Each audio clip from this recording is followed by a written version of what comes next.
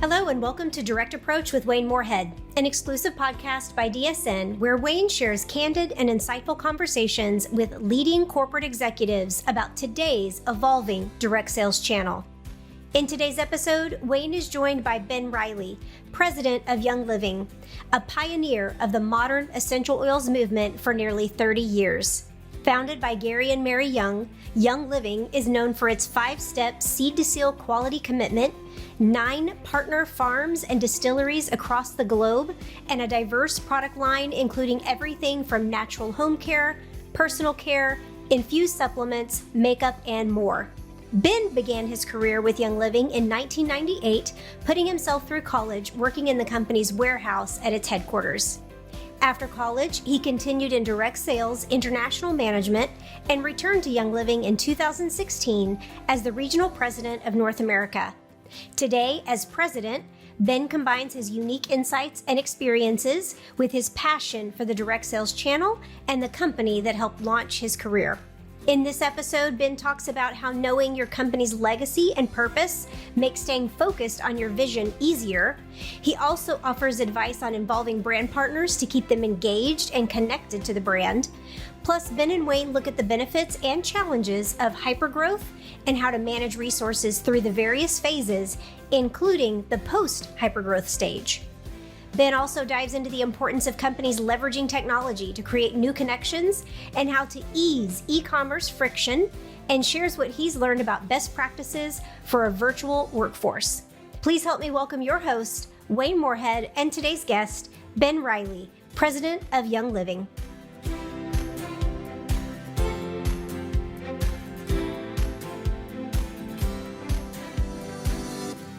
Hello, everyone, and welcome to another episode of DSN's Direct Approach podcast. I am your host, Wayne Moorehead, and I'm joined today by an individual that has had a very inspiring career in direct selling. They've been responsible for international markets, for global sales for multiple organizations, and they currently are serving as the president of Young Living. I am talking about none other than Mr. Ben Riley. Ben, thank you so much for being here. Wayne, you flatter me. That's why I like you. I spent lots of time going, I know that Ben needs just the right amount of flattering to get into the good questions. So a little spoonful of sugar. I could have used a little bit more, Wayne, if I'm honest. Oh, well, maybe we'll do a take 2. A few more things you like about me. Okay. We'll do a director's cut. How about that? We'll do a director's cut. Okay. We'll have a 5-minute intro for you. If the audience can't tell, you and I have known each other for a lot of years and worked together. You're one of my favorite people. I know you're going to share a lot of great insights with us. So thank you for your time today. Oh, it's my pleasure, Wayne. Listen, I've kind of been hoping to get the invite. To be honest, it's taken a little bit longer than I expected, considering me being one of your favorite people. But listen, I'm not going to look that gift horse in the mouth. I'm really happy to be here, and so I'm excited for our conversation today. I am too. Thank you. So, just before we jump in too deep on the questions, can you take us through the path that led you into direct selling initially?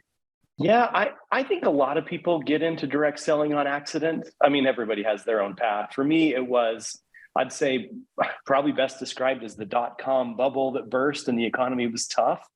And a direct sales company was willing to take a chance on me, inexperienced, fresh out of university or college, and give me a chance to work in an international space, which I was really interested in, specifically South Korea, where I'd spent some time previously. So that was kind of my gateway. This opportunity to work internationally sounded really great. I didn't know a lot about direct selling at the time. I suppose I had a few of the preconceptions that everybody does.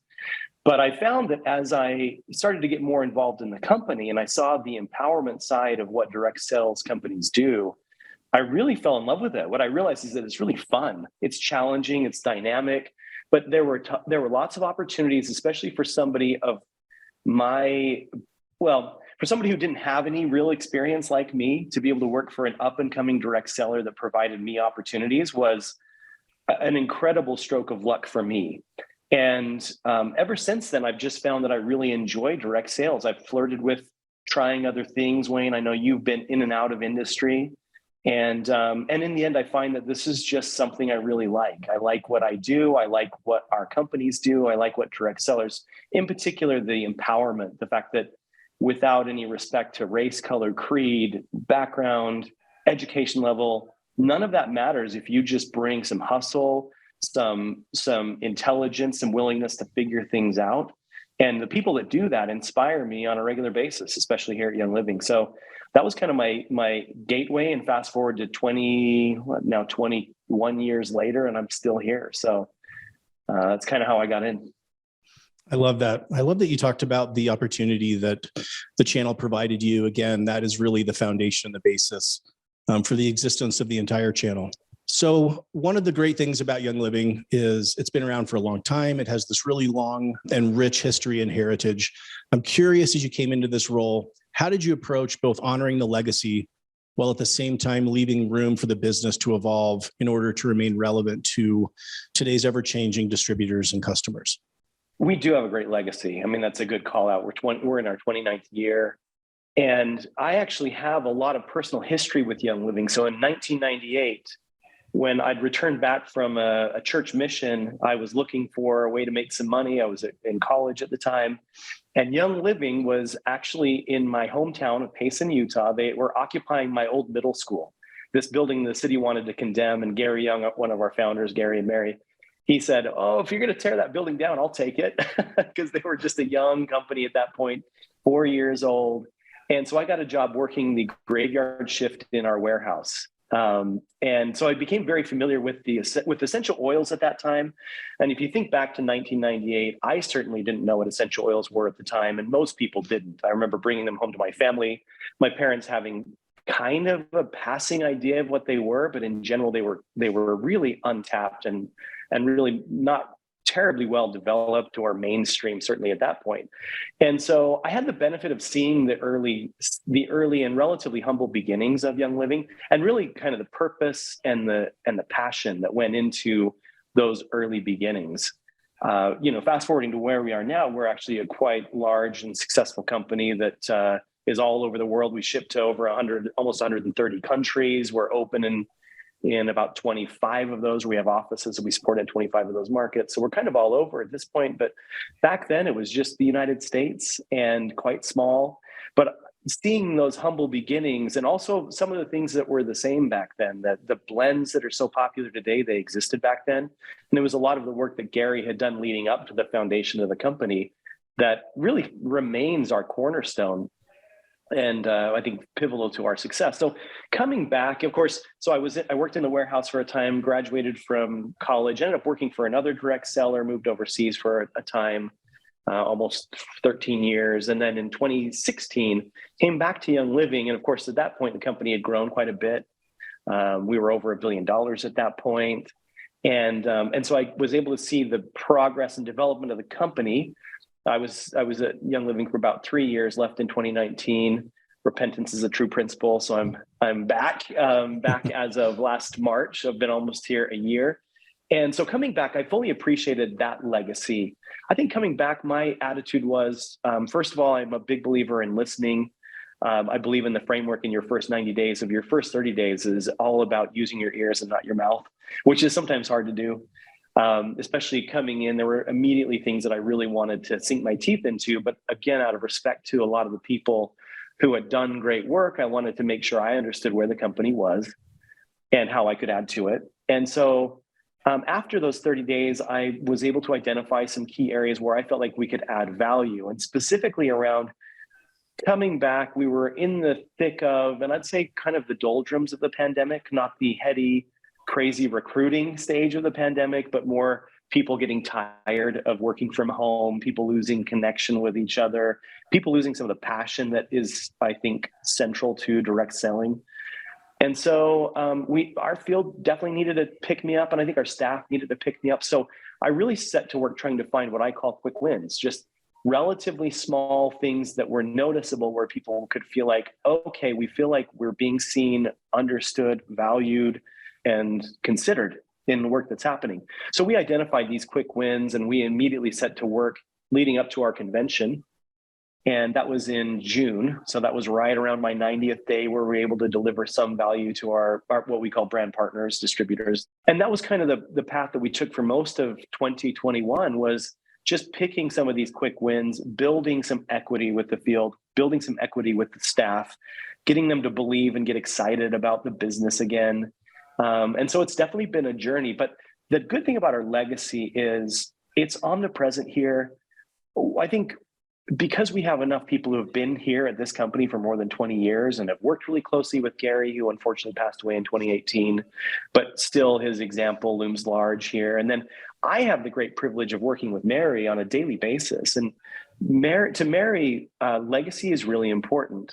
In fact, I'd say legacy, but then also purpose, which is part of the legacy, I think, what the company was founded upon, and being true to that. And being able to work with her where that's more of what we talk about, our purpose, and if we're fulfilling our purpose rather than how much money are we making, has made it really easy to stay focused on the purpose and what we do as an organization, focusing specifically on empowering wellness, purpose, and abundance in communities around the world, which is our mission statement.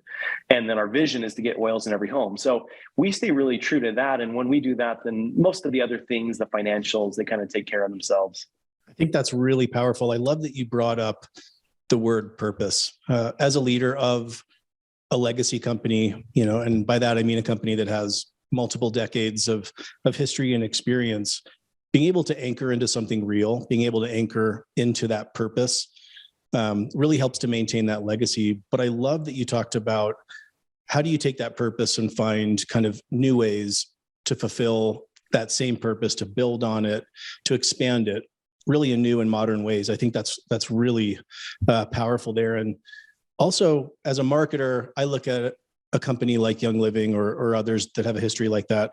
I'm always looking for authenticity. Where's the story? Where's that platform? Where are those anchors and assets that I can use to really make it a true and authentic story that I'm telling, that it's not just messaging, it's not just marketing, it's not just sales blurbs that I'm using. I'm curious how you've taken some of these, I'll call them brand assets or, historical assets. How have you taken these and leveraged these to create new experiences for today's distributors?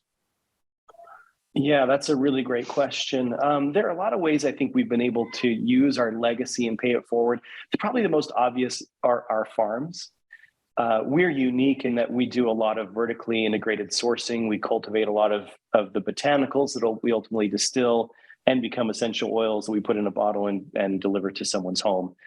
We have our quality program we call Seed to Seal, and that's really what Seed to Seal is owning it from seed to seal, and we do that in a number of ways. But I'd say the farms, in addition to having the supply benefit for our business, perhaps even more powerfully, it's the connection that our brand partners have to our products and to the actual distillation, cultivation, end-to-end experience of creating an essential oil. And you realize just how much painstaking work and effort goes into a single bottle of lavender, let's say.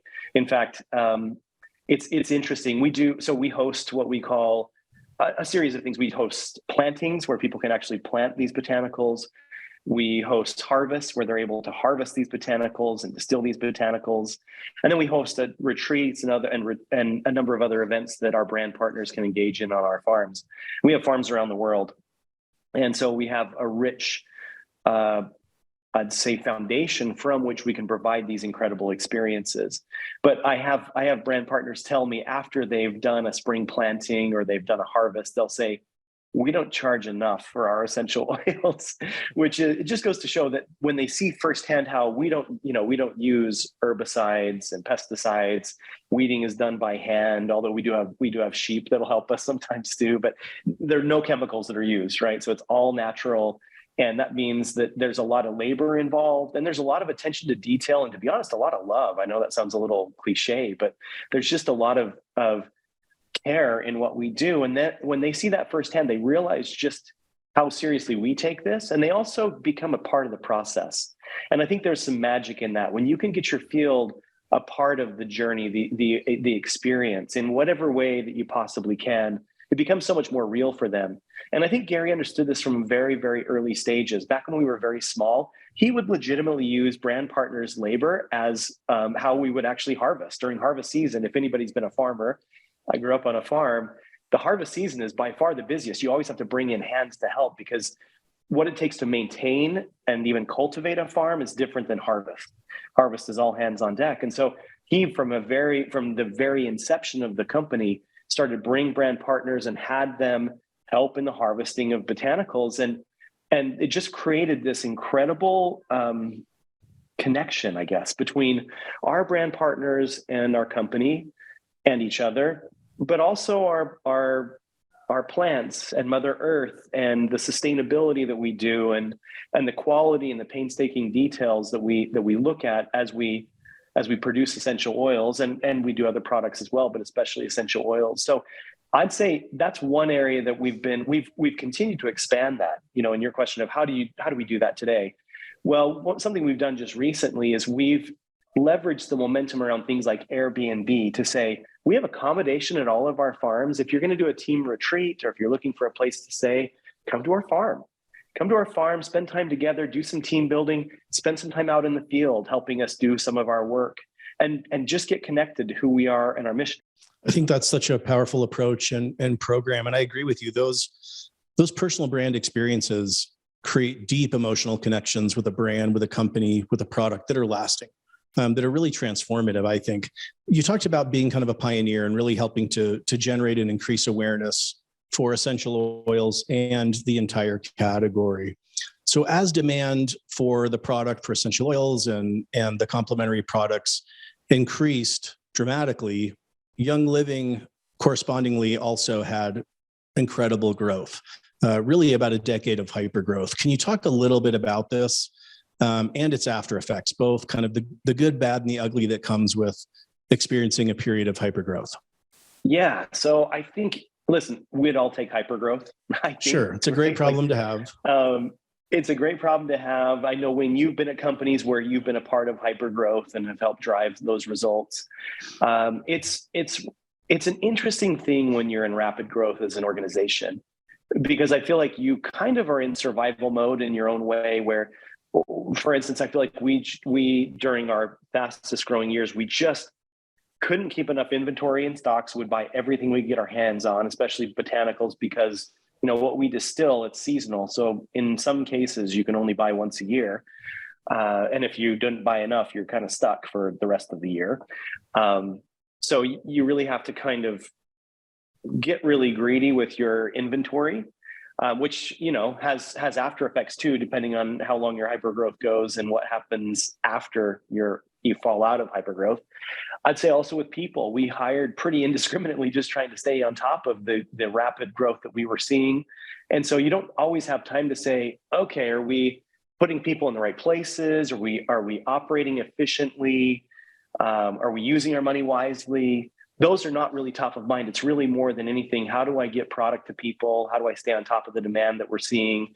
How do we stay on top of these trends? And so for about 10 years, for a 10-year stretch, we had a pretty good run of pretty consistent and relatively rapid growth.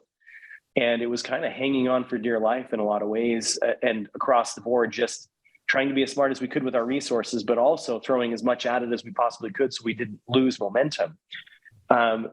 Fast forward, and I'd say that hyper growth really continued through, I'd say, up until the pandemic. We started to see some signs in some of our markets that things were slowing a little bit in 2019. But then 2020 hit. I think it masked some of those trends a little bit. And 2020, we, like so many others in the direct sales space, saw quantum growth in recruiting. And when you take some reads, if you're like us and you forecast based upon recent history, and you have a run where you're recruiting 100,000 plus people a month, and you start to buy according to that.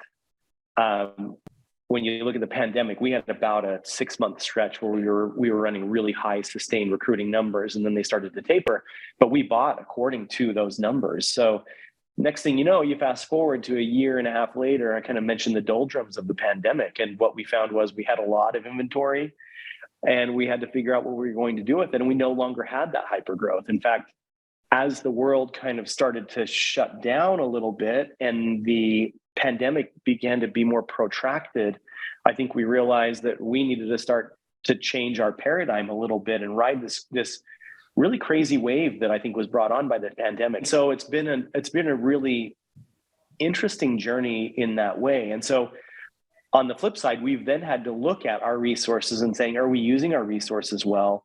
where are we not particularly well organized? Where do we have redundancies?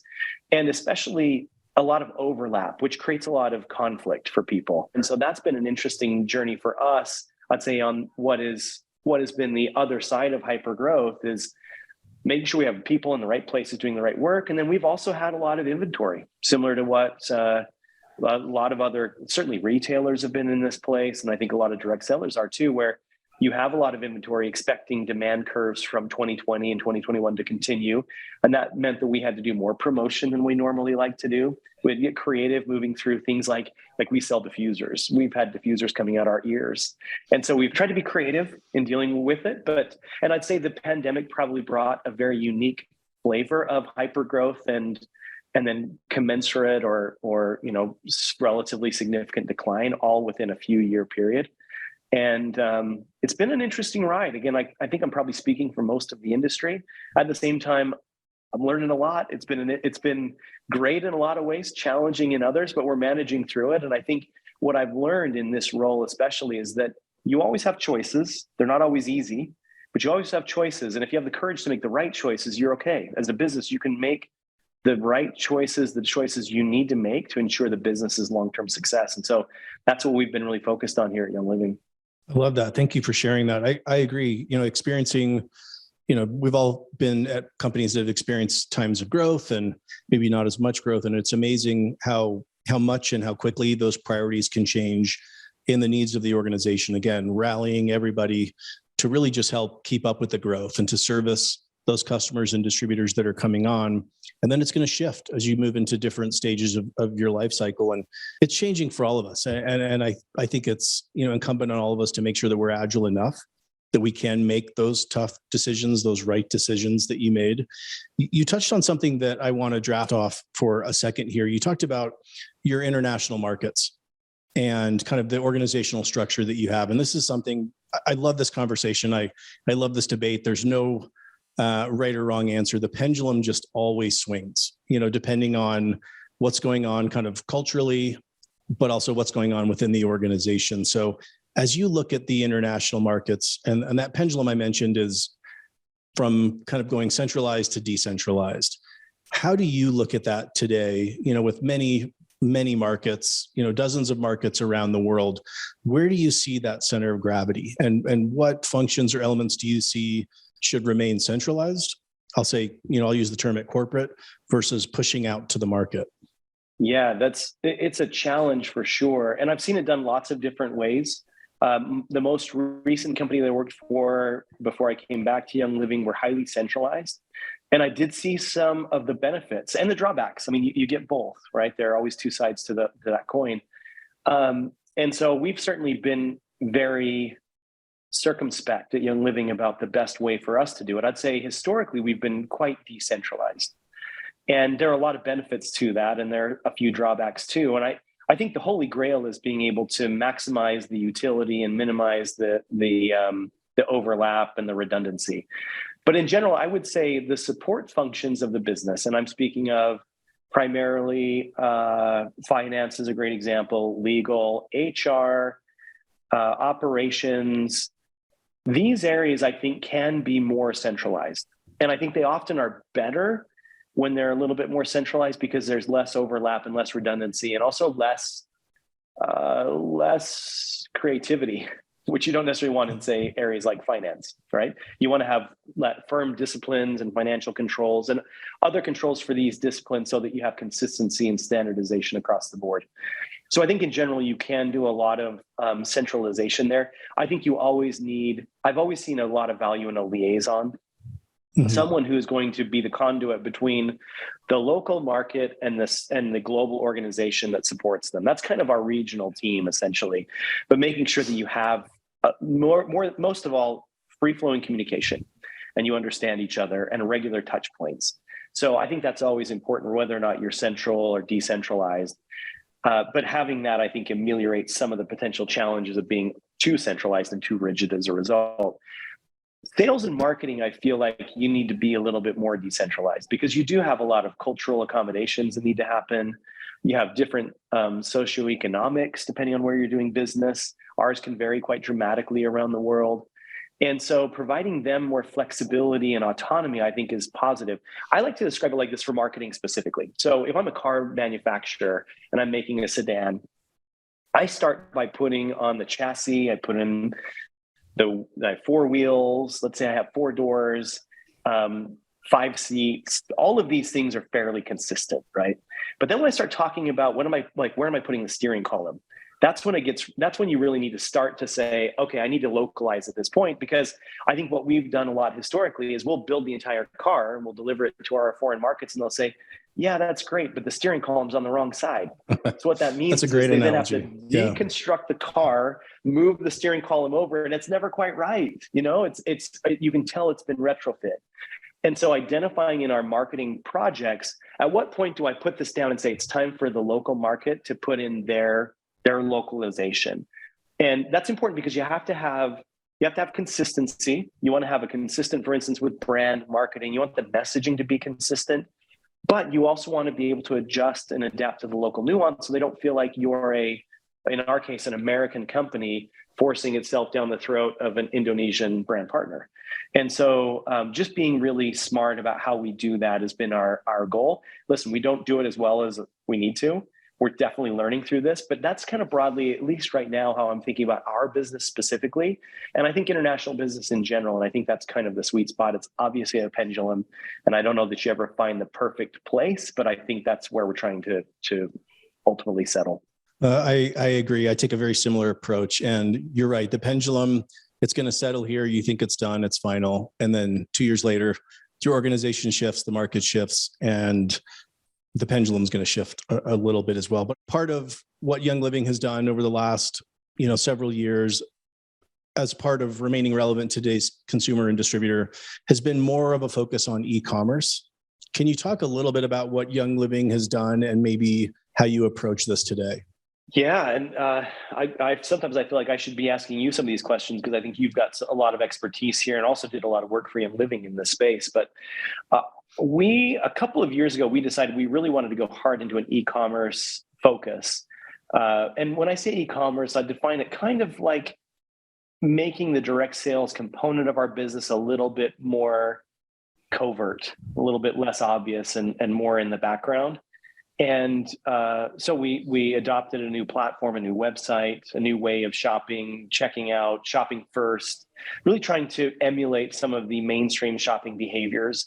And that's been a really interesting journey for us. Some things that I think we've learned through it and some things that we've done well and some things that we definitely would have done differently could we do it over again. I'd say in particular, ease of shopping and checkout is paramount. It's always going to be so important that people who want to come and buy your product, that you make it easy to do that.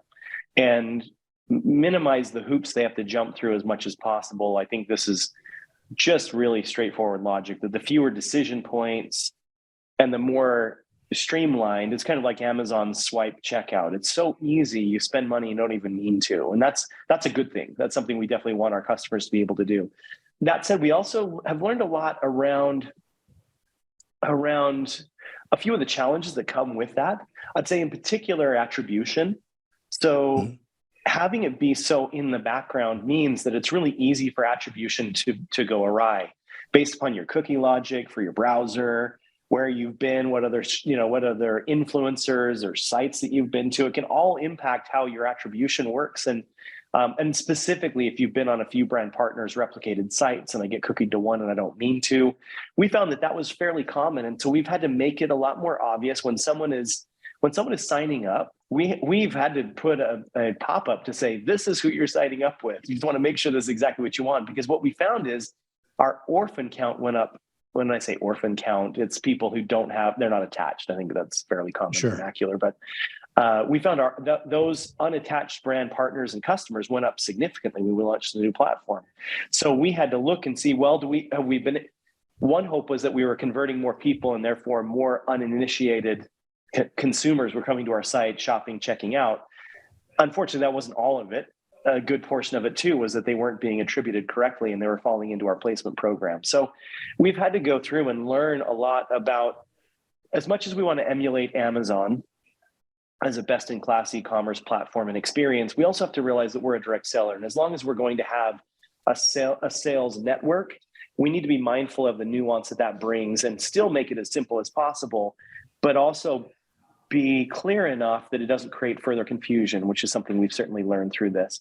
And then I'd say one other thing we've learned is that when I look at our sign-up experience, it's not bad. Like I know it pretty well because I know the company, and so I can navigate it and do it in 2 minutes. It's super easy. But if you're not steeped in the business and how it works, we put in a few too many questions that might be confusing.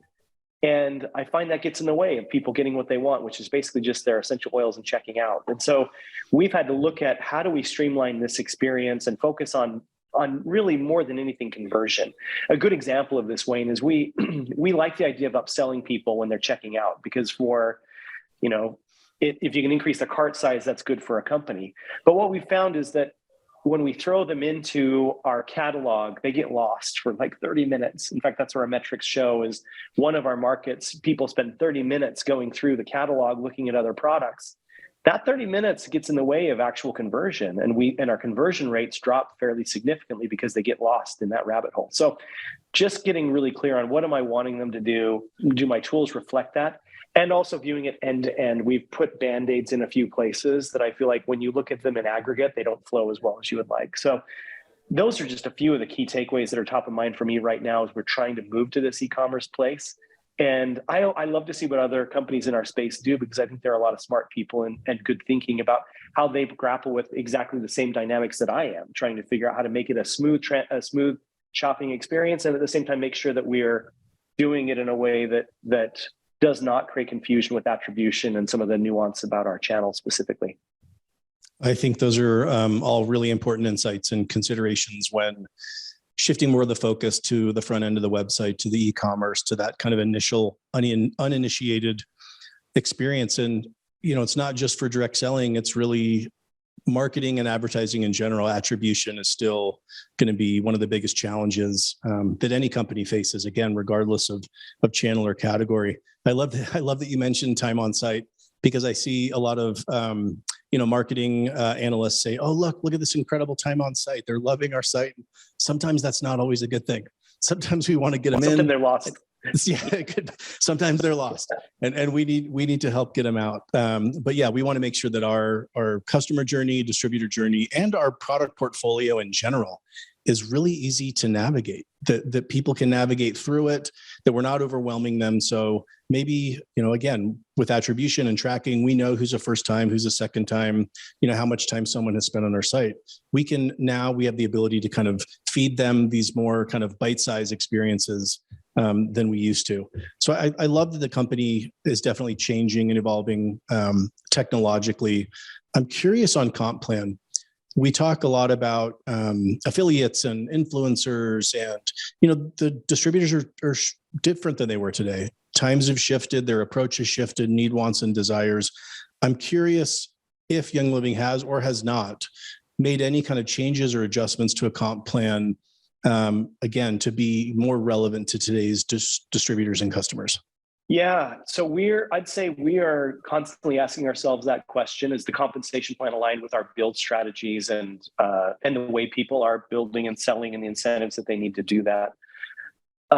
We've made a few. I'd say the most notable change we've made is to we call it our Fast Start program, although really it's also in many ways an affiliate program. We don't call it an affiliate program. And I think we could do more in this area. I know a lot of companies are moving to a very overt affiliate program. We haven't gone to that extent, but we have provided more incentives to the producer, the person who instigates the sale, because that's exactly what an affiliate is. Plus, I also find that in general, if you're a smart leader and you're building a team, the more I can help someone succeed in the early days, the more that bodes well for my business long term, because they're happier, they're excited, they're committed, they're more likely to invest more in their business than in your business. And so we've tried to put more and more money into the hands of the producer. I'd call it the producer. So instead of paying out so much on a fast start, we focus most of the incentive into the hands of the person who actually both does the enrollment or kind of creates the new account, and also the person who does the account creation, with the alignment of those two incentives, where as a customer, I get a benefit, and as an upline or as an affiliate, I get a benefit. I think that's when we find the best behaviors with those mutually aligned incentives.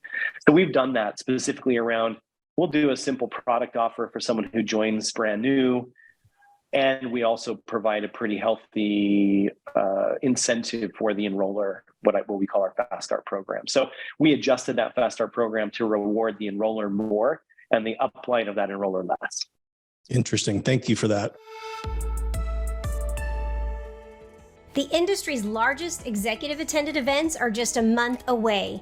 Join 400 of your peers April 18th through the 20th in Frisco, Texas for the 14th annual DSN Global Celebration and Awards event, known as the Oscars of Direct Selling, and the DSU Executive Educational Event. Register today at dsu2023.com to learn from 30 plus of today's top executive leaders from some of the brightest brands across the channel for a direct selling 2-day masterclass.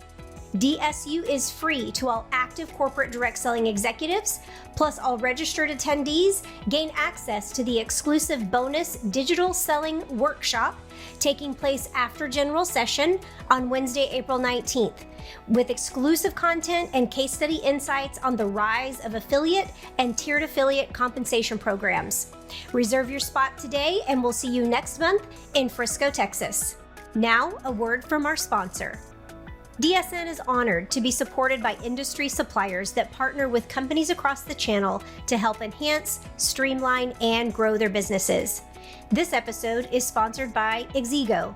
Exego was started by a team of experts that shared a single vision: to overturn the archaic, restrictive model of housing data and create an entirely new kind of platform from the ground up. From your first dollar to your billionth and beyond, Exego's platform scales in lockstep with your global growth, aspirations, and vision. With clients in 120 countries, supporting 40 currencies and 30 languages, plus over 200 open APIs and SDKs, they empower an existing tech team to control their own best-in-class solution vision. To connect and learn more, visit exego.com. That is EXIGO.com. Now, let's get back to the interview with Ben Riley, President of Young Living. So you are someone that's in a really unique position to answer this next question. Again, I'm kind of asking selfishly, you're out on the road a lot. You're traveling all around the world, visiting all the markets, all the employees there. I'm curious from your perspective, are there markets that you need to treat differently now that you didn't used to? I'll use an example. Early on, for me in my career leading a marketing organization, Japan kind of got to do whatever Japan wanted to do. You know, they're going to shop different, their website's going to be different, and everywhere else, there was a lot more consistency. Then kind of that shifted into China. China is going to be able to do things a little bit differently than the rest of the globe or other markets. I'm curious if there's other markets, and I'm kind of also asking about the US specifically, but are there other markets and US that you see that are changing at a more rapid rate than others? Yeah. Wow. That's a really insightful question. I first of all, I think every country has evolved through the pandemic. We all approached it differently. We all had a different strategy for weathering the pandemic. And I think that has affected us in myriad ways. I often think of our markets around geography, specifically around, are they more in-person builders, or are they more virtual builders? And I think more population dense countries, and I'll use the Singapore, Taiwan, even Japan and Korea certainly fall into these categories. Hong Kong for us. Trying to think of what others I would put into this bucket. They're the type of countries where you could drive country end to end. Let's say Singapore, you could drive country end to end without traffic in 30 minutes. I don't know. Like it's not a huge island, big population. And so things like your experience center, what we call them, or pickup center, and providing a meeting place is really important. Of course, through the pandemic, that was challenging because we didn't use those resources and we didn't get the benefits of them. But I still think even as we come out of this period that we're going to use those really heavily because that's the way they're oriented. And it's more convenient, frankly. They can go and pick up their products rather than waiting for a couple of days for them to arrive, even though fulfillment's fast and easy. And the connection is there. It makes it a lot easier. Countries like Indonesia, I'd say Indonesia is an extreme case because they're more of an archipelago. So it's not easy to go from one city to the next because they're often in different islands. Even the United States, where we're a little bit more geographically dispersed, certainly Australia, EMEA, kind of in this category too. I think there's been an even more dramatic shift towards these virtual tools because being together in person is harder to do. And I think we've leveraged these tools really heavily, especially through the pandemic. And I think the pandemic accelerated that transition to more and more virtual. That said, I personally feel like that pendulum has swung too far for our channel. What I see from our field is that the connection, the in-person connection, is really it's the passion that kind of fuels the drive of the business.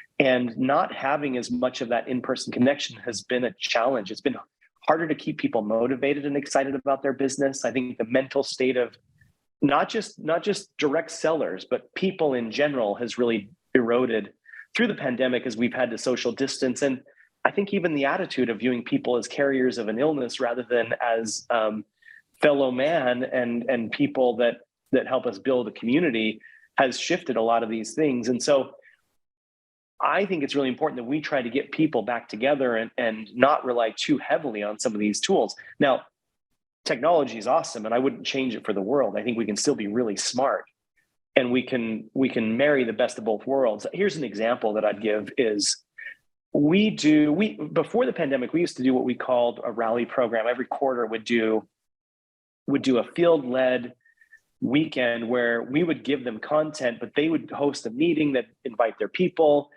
that put together an event, and they would really run it, but we would provide them support. So it was leader-led, corporate supported. And it was really cool because we could get incredible reach. In one day, would get 500,000 people all connecting and talking about some of the same things. So it was really an incredible program. As the pandemic hit, obviously, we weren't able to do that, and we converted to virtual, as a lot of other companies did, virtual conventions. We kind of lost the rally program in a lot of areas. We kind of stopped doing some of that. But now fast forward to today, and I think we've learned through it. So we did a survey with our leaders to say, do we want to go back to this quarterly field, led program?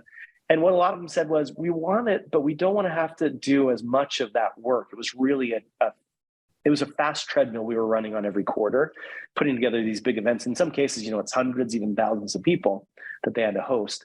And so we've landed more in a place where we're going to do 2 of these virtually and have them do watch parties.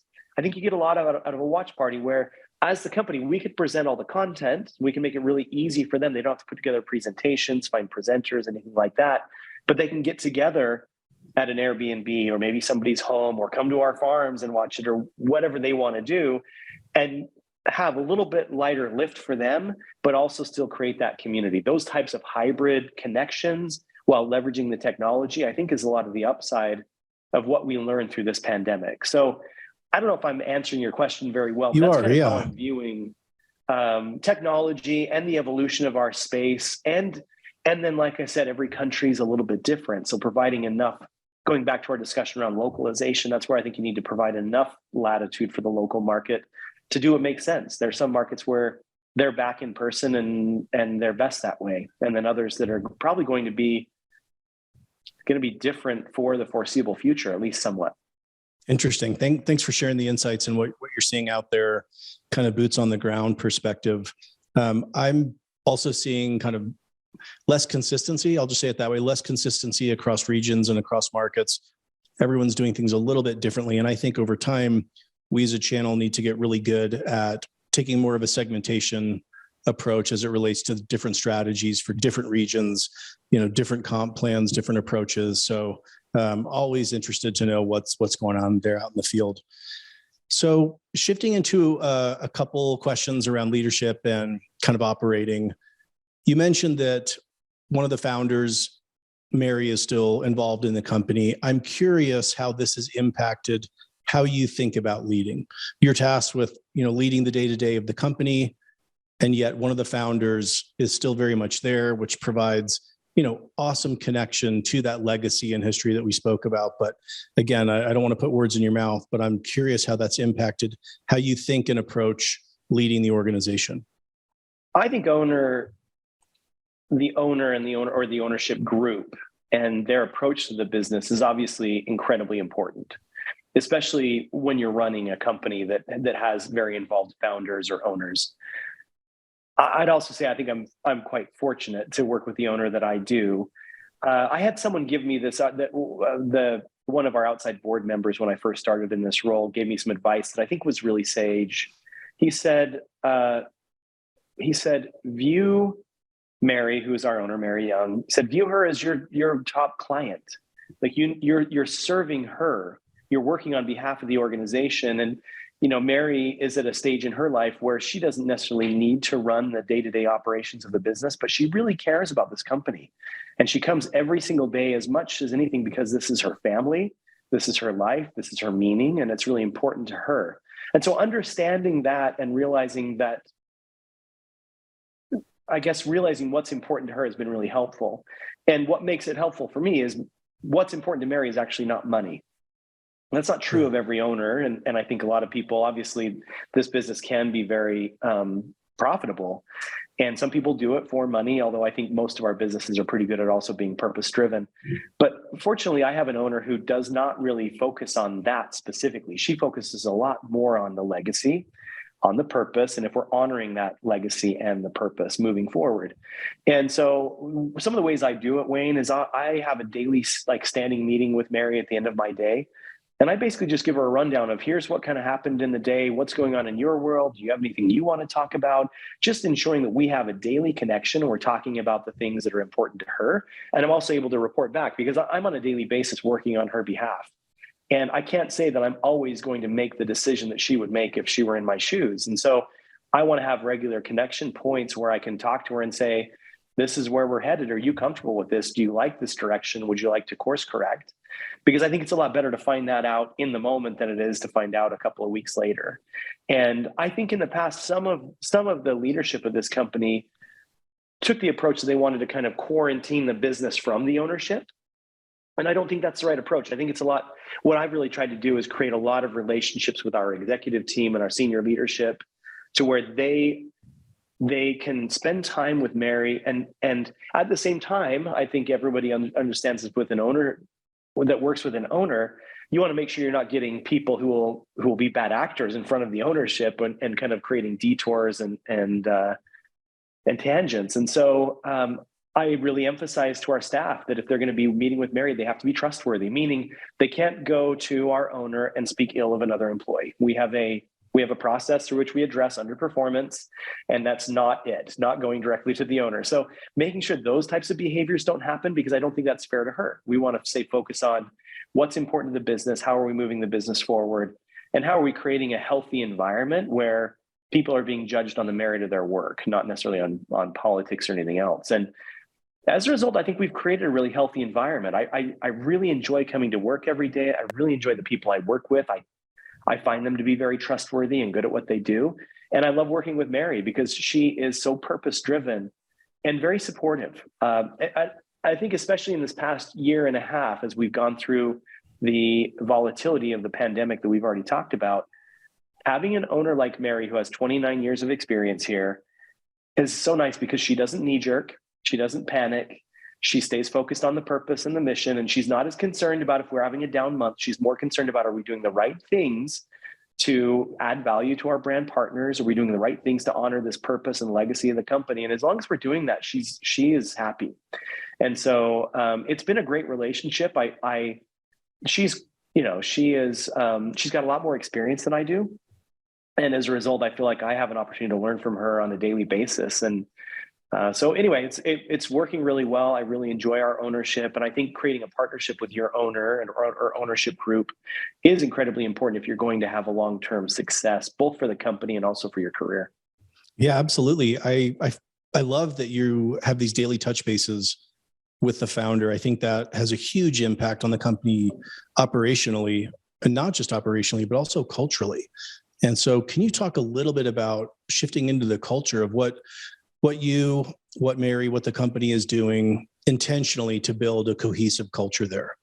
Yeah. So, well, one thing we've done, and I think this is another question, so I don't mean to jump too far ahead, but we've decided it's time to come back, those that work in the head office. So we have We've strengthened our policy of return to work, and we can talk a bit more about that because I think the time together does create culture. It's incredibly important.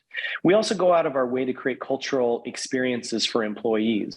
So we'll send employees to our harvests. I mentioned already that we do these harvests with our brand partners. We invite employees to be a part of that as well, because they get to work side by side with brand partners, understand the brand partners, their lives, their businesses, how it works, how they can serve them better, but also how essential oils work and how they can be a part of the process of distilling and producing essential oils. It's just an incredible experience, and it builds that culture. We likewise do something Gary was really great at, is building this community. And Gary, if you wanted to get to know you, he wouldn't sit you down in an office. He'd take you out to the farm and have you or help build a fence, or he'd take you snowmobiling or hunting, or, you know, he loved having these outdoor adventures. And he was an adventurer himself. So he wanted to see what people were like outside of the office. How do you respond to challenges?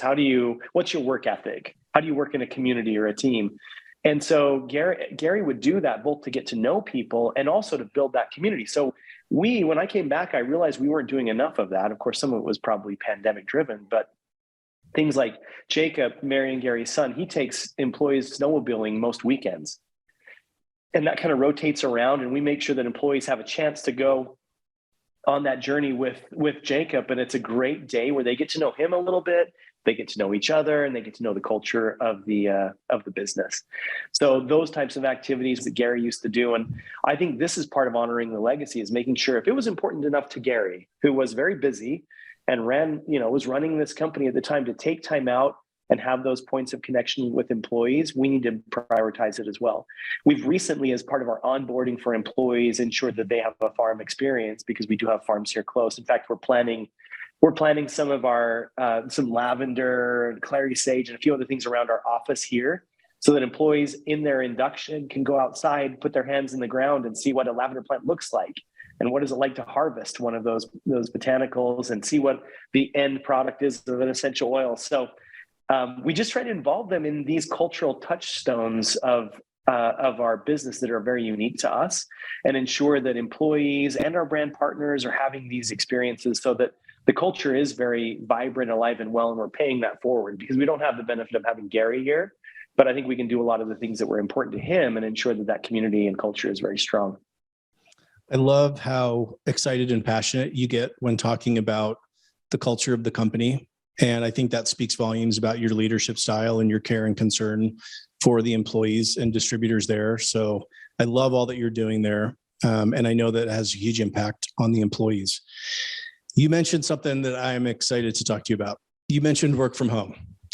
So obviously we all have whiplash from, the last few years as it relates to different companies and different approaches with work from home. We thought we had found the holy grail. Hey, we don't need buildings. We don't need events. We don't need to be in person. We don't need to interact with one another. And then we realized, okay, we're missing some things. So a lot of companies have moved to a hybrid approach, a Tuesday, Wednesday, Thursday in the office. So talk a little bit about what Young Living is deciding to do, how the employees are receiving it, and the impact that you feel that that's going to make. Yeah, so this is a great question I think we've all been grappling with. We as a company decided about a year and a half ago, I guess it would be, that we would have a hybrid work schedule, 3 days in the office, 2 days at home, fully flexible. So you could decide which days you'd be in the office, which days you weren't. And I think at that time it was the right move, because the pandemic was still kind of, when the pandemic first arrived, and I'm thinking February, March of 2020, I thought, well, we're going to work from home for a couple of weeks and we'll be back. And fast forward 3 years later, and we're still trying to figure out, what are we doing? So that said, just recently, we as a company decided to put a stake in the ground.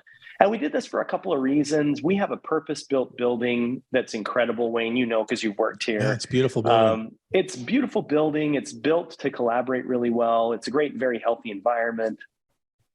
And so, and we built this building ourselves. And so it feels like a shame that we're not utilizing this resource very well, with people kind of flexibly coming and going.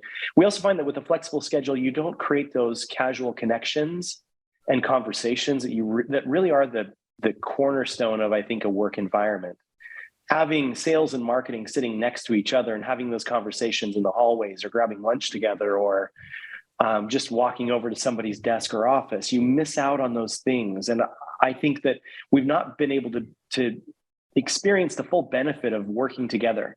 And in general, I'd say the areas where, and this is fairly obvious, and I think this is pretty well proven in a lot of the research that's been done, individual contributors that are doing focused work can do that very well from home, especially if you have a good home environment to do that. That said, cross-collaborative work, strategic work, complex work, interdepartmental work, I feel like that's a lot harder to do virtually for two reasons. One, you don't have those casual connections and conversations that I already mentioned. And so that means if you want to have a conversation, you have to schedule it. You've got to get on a Zoom together or a Teams meeting or whatever you're connecting together. You have to deliberately create that time. Second thing I find is when I worked from home, I spent all of my time in front of a computer screen.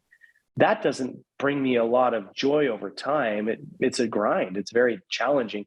And while I'm grateful that I was able to do that through the pandemic, having a job through that crazy time was such a blessing. I can't complain about that at all. But I don't want that to be my reality. And I don't think I do my best work in that type of environment. So long story short, as a company, we decided to say, we're going to create some set days. We want you to come in. We decided on 4 days because we already were at 3 days a week, flexible. And so we said, we're going to up the ante to 4. And I'd say the least popular thing that we did was our free day, our flexible day is Wednesday. It's not Friday. And everybody wants Friday to be the flex day.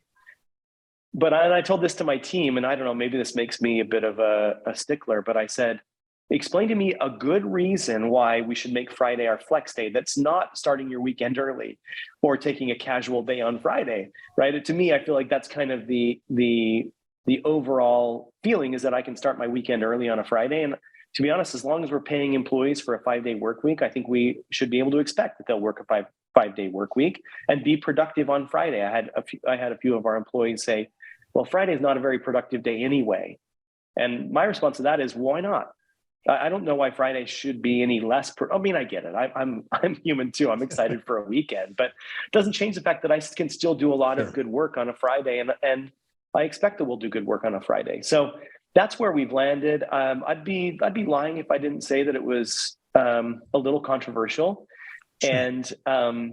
And some people are really excited about it. Some people are having some heartburn over it. Ultimately, I do think that in the long run, I likened it to eating your vegetables. Sometimes you don't want to, but after you do, you're glad you did. And I think going back to work is a lot like that. I think people will find that they're happier, the morale improves, they like their job more, they're more connected to their colleagues, and they have more friendships if they're coming into the office. And so we're pushing back in that direction. We feel like the pandemic, that in the United States, all restrictions are expected to be lifted by the CDC on May 11th. We're saying, okay, we're kind of back to normal. And it's funny because if you think back to 2019, if we were to tell employees, listen, Wednesday is a work from home day, flexible day, you can come in if you want, but it's whatever you want. I think employees would do cartwheels and be super excited about it, right? But now with what we've been through, I think it feels like we're taking a relatively hard line. But I think if you look at it in the long term or take a long range view, you realize this is, I think, getting close to making the best of both worlds. Interesting. Well, you're not alone. It's something that every company is wrestling with, is discussing. And, every week I'm reading more and more companies are issuing a mandate to come back to the office. So I think it's an interesting approach. And my vote would have been a Wednesday too. I think it's great to kind of split things up. Then you're just handling the week in these kind of bite-sized chunks a little bit. So I love that approach. So I want to shift to a personal question. So you're in a role that's obviously 24/7. The sun never sets on the Young Living business. There's some market, some region that is operating all around your 24-hour clock. But I also know that you're a very involved parent. You've got young children, you have older children, you're an involved partner and spouse. What are some of the things that you do to ensure that you're present in both these roles? It's a challenge for sure. And I'm glad you asked this question, because I think as working professionals, we all wrestle with this. And when Young Living approached me about coming back, I discussed it with my wife, who's very supportive, and she loves Young Living. She loves our product. So she's very pro Young Living, but we also had just barely had our youngest daughter. And And I just realized I have older kids. I've got an 18-year-old now. And I know from the benefit of experience, people used to tell me, oh, enjoy it, it goes so fast. And I heard what they said, but I didn't get it. Not until I actually firsthand experienced it. Wayne, you know this because you have kids that are growing up fairly quickly. And you only get these magical stages once, and then they're gone, and they're so fleeting and fast that my wife and I talked, and we said, this is a great opportunity. We love this business. I would love to be involved in the next stage of its development and growth, but not at the expense of our family. And so we decided that we would have very intentional boundaries. And those boundaries, of course, I travel, so these don't always work. But when I'm not traveling, I make it a point to be home by 6 p.m. That's really hard for me. I've always been a work late kind of guy. But I have a hard line at 5:30. I leave the office so I can get home in time for dinner because my kids are young and they're going to go to bed relatively early. And so we can have dinner together as a family. We can spend a little time together, and then I can get them to bed. I do bedtimes for the young ones. And so my 6 to 8 p.m. it's kind of golden hours that I don't negotiate. I mean, on rare occasion I will, but in general, my wife knows she can expect me at 6 p.m. We're going to sit down and have dinner, and then we're going to have our evening routine. Because, I do all this for them, and it's a shame because I feel like so many of us do this for loved ones we actually then don't see or don't have these experiences with and don't have relationships with because we're so busy trying to provide a good life for them. And I've realized at my age now that my kids, what they need more of is me and less. They don't need more money necessarily. They don't need more stuff. What they need more is of me, and not even necessarily a quantity of time, but just good quality of time. And so what that means is, like I said, that 6 to 8 p.m., that's our time. I put my phone down. I don't work. If I've got a lot going on, I'll go back to it after that, after they go to bed. But I also want to make sure that I'm giving my wife time. That's kid time, but my wife and I, our relationship is paramount. We're kind of doing life together. So I want to make sure that we have time for each other too. So I try to not do too much work. And then about 10 o'clock, when she starts to wind down, sometimes I'll go back and do some work if I'm really behind. But in general, what I'll do is just get up a little bit earlier, get to the office a little bit earlier, and try to catch up on the things that I may have missed.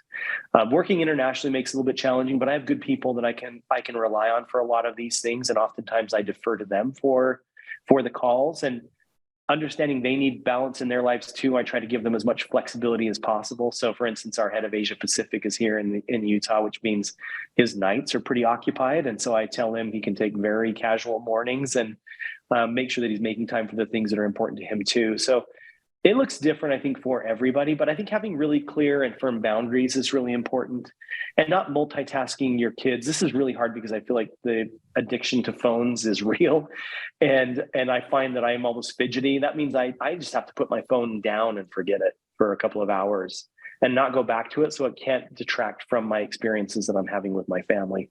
So those are the things I'm trying to do it. I'm not doing it as well as I would like to all of the time, but I'd say I'm a lot more intentional now than I was even 5 years ago, because I know how fast this goes. And I don't want to miss out on the most important parts of life. As much as I love what I do for a career, I don't want to do it at the expense of the people I do it for. Thank you for sharing that. I ask that even somewhat selfishly. I love learning from leaders like you about how to better, be present in both of these roles in these situations. I kind of told you the recent story, before we were recording, where I kind of got called out a little bit for it. So, I'm trying to learn, and I love that you are more intentional, that you are setting those boundaries. And I think that does help the culture, but also gives other people permission to do the same thing. And I think one of the big things that I just took away from what you said is sometimes it's just about the right time, being home at the right time. It doesn't, it's not how much always, but if you're there at that golden hour, for example, if you were to work 2 extra hours every day, in the office, sitting in your office, you'd miss all of that. They'd be asleep when you came home. But, taking that breather for 2 hours and then kind of plugging back in or jumping back in the saddle still allows you to do both, I think, really effectively. So that's something that I really took away from what you said. So thank you. So Yeah, and Wayne, yeah, that spurs a couple of additional comments, if you don't mind, yeah, just follow-up comments please. really quickly, because I think you're absolutely right. That's very insightful. Parental guilt means that we feel like we need to be there all the time. We don't really. I think our kids. It's good for our kids to see us showing up, building a career, hustling in our lives for their behalf. That example is profound for them. So it's not as if you need to be always available. I just think when you need to create times intentionally where you're purely focused on them and not multitasking kids. And the other point that you made is I stress this to my employees that I believe that people who are happy do their best work. I think people that are balanced and have happy relationships at home are going to show up better for the office. And so I want them to have those same boundaries in that time, which means I do my best not to interrupt those boundaries. I've told them, I said, I'll send you a text if it's urgent. If not, I'm going to send it through email or Teams. Those are not urgent. But something I have learned is that even when I do that, and even if I tell them that, when I send a message at 10 p.m. via Teams, I think they still, and especially because when you get into more senior roles, you carry more, I don't know how else to say it, you carry more weight. People are going to be more urgent and they're going to be more responsive. And if I'm working at 10 p.m., I'm tacitly telling them they need to work at 10 p.m. And I have to be really careful about that. Sometimes I will deliberately delay my response for the morning. With email, you can time it so it goes out at 8 a.m. the next day. I just try to be really mindful of the fact that they're also trying to create their boundaries and their time with their family. And as much as I can tell them verbally, my actions speak louder than my words. So I have to be really careful about what I'm sending when I'm working so that I'm not putting inadvertent pressure on them to follow what I'm doing. I love that you're thinking along those lines and considering the implications for the whole organization, because ultimately that organization is, you're going to set the tempo, you're going to set the pace, you're going to set the culture of how, where, and when people work. And so even just considering that, again, kudos to you. I think that speaks a lot about your leadership style and how much you care about the employees there. So I want to wrap up with kind of a final two-part question here, really looking, you've been in the direct selling channel for, call it a little over 20 years. Now, as you look forward, really in the other direction, how do you see direct selling playing a role in today's gig economy? I know we talk about that a lot, but I'm curious how you personally feel about how we can add value and be relevant there.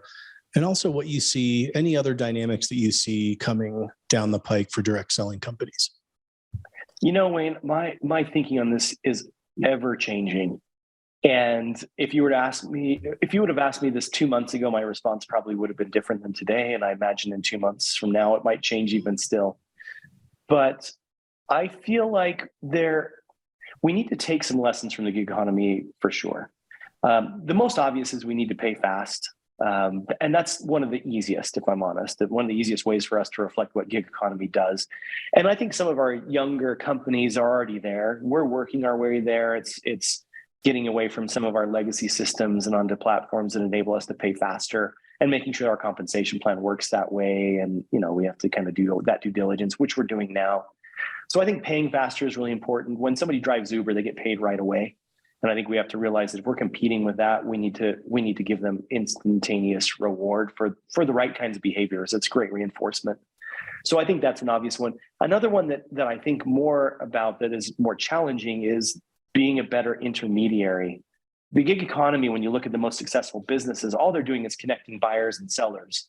They're connecting somebody who's got a room with somebody who needs a room, or somebody who is willing to give a ride to somebody who needs a ride, somebody who makes food to somebody who's hungry, right? It's just kind of creating that connection and making it really easy. That's what's great about the gig economy. If I'm driving for Lyft or Uber, I'm not going to the airport and asking everybody who walks out the doors if they need a ride. I'm just in my car waiting for that connection to happen. And as direct sellers, I think we need to find better ways to connect buyers and sellers. We have people who have products they love and they want to represent. We need to make it easier for them to find the customers who want the products that we sell. And I don't know the answer to that, but I think that's, if I could leave a breadcrumb for people to follow, I think that's one that's certainly worth their time. So I think that's super important. That said, I think, going back to the affiliate discussion, we're not an affiliate marketing business. I think there are some ways that we can emulate the good things that they do, but I don't think we should lose the connection. And what I mean by that is direct sellers from time immemorial, from the time of David McConnell and Avon 135 years ago, and the founders of Amway, DeVos and Andel and beyond. It was a community that they created that really set direct selling apart. And that community is needed, I think, today more than ever. When I look at declining mental health, the weakening of relationships, and a lot of research that shows that our interpersonal relationships, and ironically, especially our friends, our non-familial relationships are actually the ones from which we get the most benefit in terms of joy, happiness. Your friends, your colleagues. These relationships, I think, have been really undermined in the last couple of years. And I think it's something we can provide, is that connection for people, that community. I don't want to lose sight of that. Uber is cool. It doesn't create the kind of community that my company does. That's something I can offer that no gig economy company at this stage that I know of can create. And so I think really ensuring that we're leveraging that. I had a leader tell me this the other day, and it's really got me thinking. She said, when I first started on social media, I was on Facebook, and I primarily used groups. I wasn't using it to promote products. I was using it more to build community, to answer questions, to train, to support, to communicate. That's how I was using social media. And then I started promoting more of my product to my Facebook friends and followers. And then even more that amplified through Instagram and now, fast forward even to today with TikTok and other platforms.